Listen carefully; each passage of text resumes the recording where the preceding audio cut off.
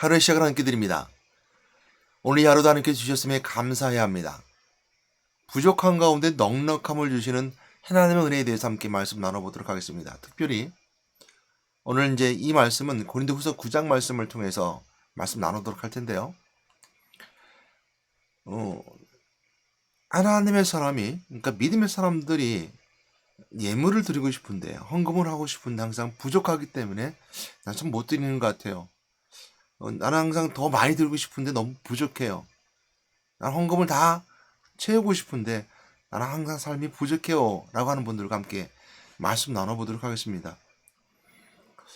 그에 앞서 먼저 우리는 헌금에 대해서 한번 깊이 묵상해 봐야 됩니다. 헌금이란 한다면 헌금은 고린도후서 9장 말씀에 보게 되면 섬김이다 그랬습니다. 봉사다 그랬습니다. 그래서 고린도후서 9장 1절부터 10절 말씀 가운데 내용을 읽어보게 되면요. 바울이 이제 마게도니아 사람들에게 고린도 교회를 자랑합니다. 그러면서 마게도니아 사람들은 이제 고린도 교회 보내게 되는데 고린도 교회 사람들을 보고 헌금을 좀 미리 준비하라 그럽니다. 그래서 헌금을 준비하는데 그 준비하는 거에 대해서 연보에 대해서 이렇게 말하는데요. 약속한 연보를 준비하는데 억지로 하지 말라는 겁니다. 그래서 준비할 때 헌금을 참 준비할 때 그것이 연보가 되는 것이고 억지가 되는 것이 아니다라고 말하면서 심고 거둠의 법칙을 함께 말씀합니다.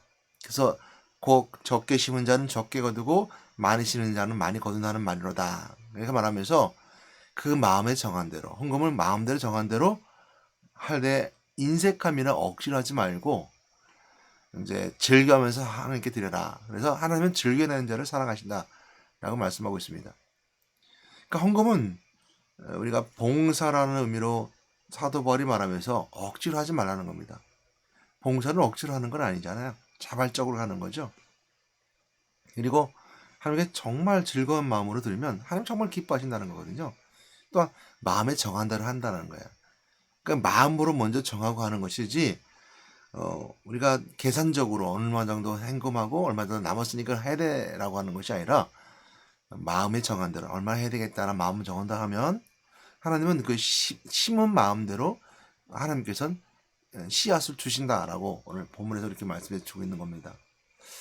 그래서 헌금은 세상 이치와 세상의 계산적으로 보는 것이 아닙니다. 그래서 우리 헌금할 때 돈을 하게 되는데요. 돈을 바라보는 관점에 대해서 먼저 보게 될 때 돈이라는 물질 자체를 보게 되면 천조각이나 아니면 이제 뭐 철이나 구리를 만든 재질이죠. 그래서 이것을 쓴다면 아무 쓸데도 없습니다. 거기 어떤 세상의 경제적 관념이 붙지 않는다면 세상에 융통되는 이제 화폐 가치를 보지 않는다면 아무 짝을 뜰 수 없는 거죠. 불쏘시개나 어때 불 붙일 때나 쓰거나 그리고 뭐 동전 같은 거는 뭐 장식품 할 때는 쓸 때는 아무 쓸데가 없습니다. 뭐 우리가 영화에서 보던 어떤 그 스토리에서 보게 되면 그런 내용이 있잖아요. 뭐 억만장자가 아무리 많은 돈을 가지고 산속에 조난당하게 되면 아무 짝에 쓸모없는 거예요. 돈을 가지고 뭐 사람을 부리던 물건을 사던 해야 되는데 아무 짝에도 쓸모없죠. 그래서 추위를 떠올렸을 때 결국 화폐를 꺼내서 이제 불을 지펴면서 불을 통해서 따뜻함을 느끼게 되는 이런 영화를 본 적이 있습니다. 그러니까 어떤 그런 세계들은 아무 짝에 쓸모없는 거죠. 그러나 세상에 나오게 되면 큰 힘이 됩니다. 세상의 경제적 관념을 보게 되면 한 사람을 죽이기도 하고 살리기도 하고 강도짓도 하고 도둑질하기도 하고 또한 나라를 망하기도 하고 흥하기도 하게 하는 것이 이 돈이죠. 이 경제적 관념입니다. 물론 이 돈을 세상에서도 어떻게 쓰느냐에 따라서 착한 일이 되고 선한 일이 되며 악한 일이 되기도 합니다. 그런 의미에 봤을 때 착한 일을 하게 쓰임받는 그 물질들을 보게 되면 그 마음속에 뭐가 있냐면 마음의 따뜻함이 있어요. 그러니까 기부를 한다든지 또 나눔이 있다든지 이렇게 볼 수 있는 거죠. 그런 모습과 그런 것들의 그 모습은 철저히 하나님 나라의 경제관념을 담고 있다는 거. 그러니까 하나님 나라 천국에서 바라볼 수 있는 이 돈의 관점 개념은요, 익스체인지 환전입니다. 그러니까 하나님께 드리는 헌금은 헌금으로 있는 것이 아니라 하나님 나라에 쌓아진 상급이 되는 것이고 하나님 나라를 위해 쓰임 받는 그 힘이 되어서 착한 일을 이루게 된다라는 것이 오늘 우리에게 보여주는 메시지입니다. 그래서 인색하고 억지로 하지 말라는 겁니다. 즐거운 마음으로 하는 겁니다. 더 중요한 거 있습니다. 오늘은 이제 그렇게 우리가 예물을, 헌금을, 돈을 생각하고 봐야 되는 거고요. 헌금은 드릴 때는요, 세상의 경제적 관념으로 드리는 게 아니에요. 돈이라고 드리면 안 되죠.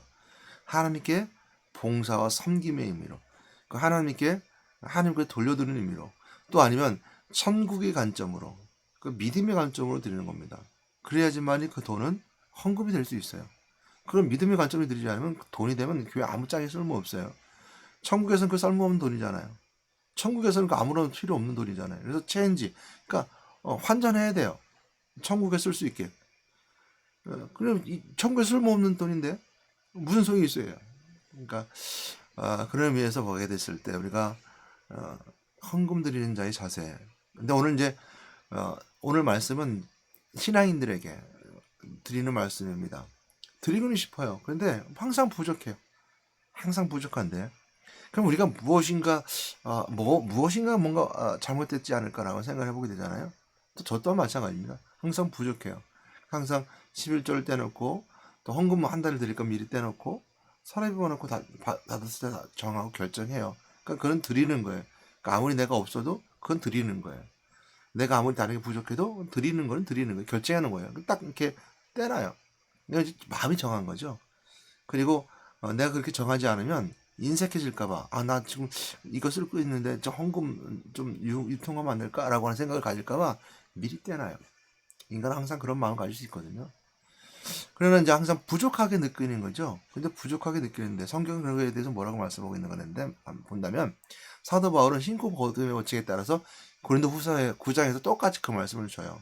그래서 고린도 교회 사람들에게, 고린도 교회 성도들에게 헌금에 대한 이치를 분명히 먼저 알려주고, 그래서 고린도 후서 9장에 보게 되면요, 이렇게 말씀하고 있습니다. 9장 8절 말씀 보게 되면 헌금에 대한 그 기본적인 거예요. 하나님이 능히 모든 은혜를 너희에게 넘치게 하시나니 이는 너희로 모든 일에 항상 모든 것이 넉넉하여 모든 착한 일을 넘치게 하게 하려 하심이라. 이렇게 서두에 시작합니다. 그러니까 하나님은 모든 은혜를 너희에게 넘치게 한다는 거예요. 이는 너희로 모든 일에 항상 모든 일이 넉넉하게 하신다는 거예요. 그러니까 하나님은 우리의 착한 일을 넘치게 하기 위해서, 근데 성경에서 착한 일은, 선한 일은 하나님의 일이에요. 그 착한 일, 선한 일은 성경에서 말하는 것은 하나님의 일들을 말합니다. 그러니까 하나님을 하게 하려 하신다는데 거기에서 우리를 넉넉하게 해주신대. 이것이 주요 골자입니다. 하나님의 착한, 하나님의 선한 일을 하게 하기 위해서, 그리스도의 하셨던 사역을 감당하기 위해서 하나님 만나는 길을 열어주셨고 죄사함 받게 하셨고 많은 양대의 그리스도 권세를 통해서 이 땅에서 구원받은 은혜의 삶을 살아가고 영적 삶을 살아가게끔 교회가 영성되고 그 교회 일들을 통해서 하나님의 일을 이뤄가게끔 착한 일을 넘치게 하기 위해서 우리를 넉넉하게 해주신대. 이것이 이제 하나님이 우리 준 은혜예요. 그래서 모든 은혜를 너에게 넘치게 하신대. 누구에게? 믿는 자들에게. 그러니까 우리가 예수를 그리스도 믿는 믿음의 사람들이라 한다면 항상 하나님의 은혜, 넘친 은혜가 있을 뿐만 아니라 하나님의 일을 감당하기 위해서 우리에게 넉넉하게 해주신대요. 그것이 우리에게 오늘 골자의 메시지입니다. 그래서 빌립보서 4장 19절 말씀을 보게 되면 모든 쓸 것을 채우시리라. 우리가 걱정하지 말라는 거예요. 나는 뭐 하나님의 헌금하고 하나님께 헌금 드리고 나서 나는 쓸 게 없는데 나는 어떻게 하지? 먹을 것이 없으면 어떻게 하지? 라는데 성경은 빌립보서 4장 19절 말씀하는 것처럼 나의 하나님이 그리스도 예수 안에서 영광 가운데 그 풍성한 대로 너희 모든 쓸 것을 채우시리라. 그리스도 예수 안에서 그랬습니다. 영광 가운데 그 풍성한 대로. 그러니까 우리가 그리스도 안에 있으면 영광 가운데 있다는 거예요. 그래서 사도 바울은 뭐라고 그러냐면요. 이제 고린도후서 9장에서 그 얘기하고 있는데 자기는 자족할 줄 알았대요. 비천에 처할 줄도 알고 그 이상에 처할 줄도 알았대요. 그러니까 아무런 관계가 없다는 거예요. 영광 가운데 있으면, 그리스도 예수 안에 있으면요, 우리 욕심과 탐욕이 만들어놓은 것들은 아무런 상관없이 내가 가난해도 영광이요, 있어도 영광이요, 부족해도 영광이요, 넉넉해도 영광이요. 그러니까 우리가 육체에 담는 것은 부족해도 영원한 영광이 있잖아요. 넉넉함이 있다는 거예요. 오늘 그 비결을 배웠다라고 사도 바울은 고린도후서 9장에서 말씀해주고 있거든요. 그러니까 예수 그리스도 믿는 사람들은요, 내가 부족하다고 생각하는 건 내가 부족한 거예요. 내 삶에 탐욕이 있어서 부족한 거예요. 상대적으로 부족한 거예요. 너를 바라보고 상대를 바라보고 나를 바라보니까 내가 부족한 거예요. 그러니까 상대성이죠. 그러니까 우리가 욕심은 한도 끝도 없어요. 끝까지 올라가야 되니까. 상대를 바라볼 때마다 올라가요. 내 친구 중에서 대기업에 다닌다. 그리고 연봉이 뭐 몇 억이다. 그러면 그게 부러운 거예요. 나 저만큼 살아야 되는데. 그만큼 가야 되는데. 이게 욕심이죠.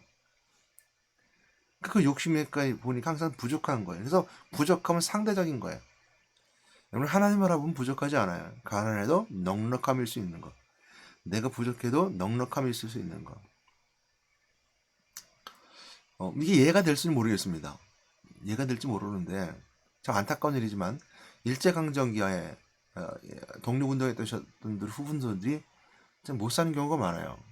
오히려 일제강점기에 친일 노릇 했던 사람들이 오늘날 더 잘 사는 사람도 있습니다. 좀 안타까운 일이죠. 독립운동가자들이 더 잘 살았으면 좋겠어요. 근데 저는 다른 관점을 보게 되면 영혼을 보게 되면 독립운동을 했던 사람들의 이제 그 후손들은 그 나라를 위해서 쓰임받아 나라를 위해서 살았다고 하는 그 명예로움이 그 이제 우리가 쉽게 얘기하는 그 정의로움이 누구보다 넉넉하다는 거예요.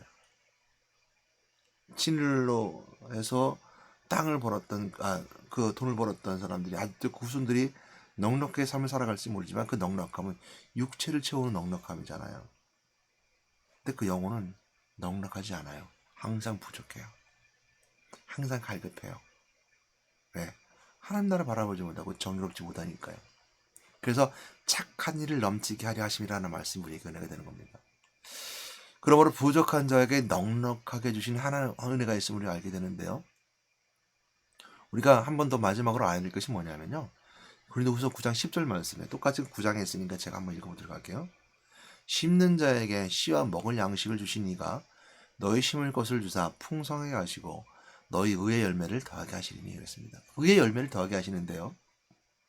심는 자에게, 그러니까 심는 자는 믿음의 사람이 예물로 함께 심는다고 생각할 수 있는 거거든요.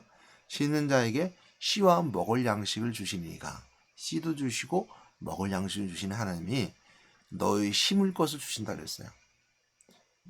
풍성하게 주신대요. 그래서 의의 열매가 넘치게 하신대요. 그래서 여러분들이 믿음의 사람들이 헌금하는 것은요, 여러분들 것 가지고 하는 거 아니에요. 심는 것을 주신다고 그랬어요. 심는 거, 그러니까 심을 것을 주신다고 그랬어요. 고린도후서 9장 10절 말씀. 그러면서 우리가 필요한 건 뭐냐면요. 우리가 필요한 것은 저는 헌금 얘기할 때마다 살았다 가부의 믿음과 과부의 동전 두렵을 생각해 보게 되는데요. 과부의 동전 두렵은 전 재산을 바쳤던 것처럼 그 마음과 생각이 다 드린 거예요. 그리고 기름병에 기름이 채워지게끔 하기 전에 선자를 먹이는 그 먼저 음식을 해 먹이는 그 먼저 하나님께 드리는 하나님의 마음 움직일 수 있는 그 드림이 먼저 있으면 섬김이 먼저 있으면 기름병에 기름이 마르지 않아요.